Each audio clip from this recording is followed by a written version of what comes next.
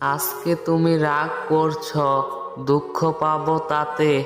কালকে যখন মরে যাব, রাগ দেখাবে কাকে? বিধির বিধান এরকমই, যাব একদিন চলে, বুঝবে সেদিন ভালোবাসতাম শুধু তোমাকে।